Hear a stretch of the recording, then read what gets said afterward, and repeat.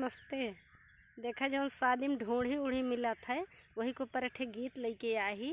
लाइक share comment जरूर करिए। गाना सुने के बाद कैसे लाग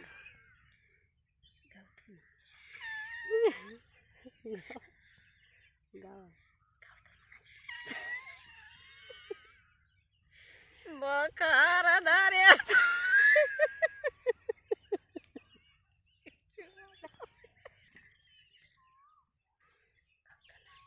हर गौने का ढूंढी सबा के खाई है अकेले जियराना गढ़वा डार बेई मनवा है अकेले जियराना गढ़वा डार बेई मनवा है अकेले जियराना हे अकेले जियराना हे अकेले जियराना हे अकेले जियराना गढ़वा डार बेई मनवा है अकेले जियराना गढ़वा डार बेई मनवा है अकेले जियराना।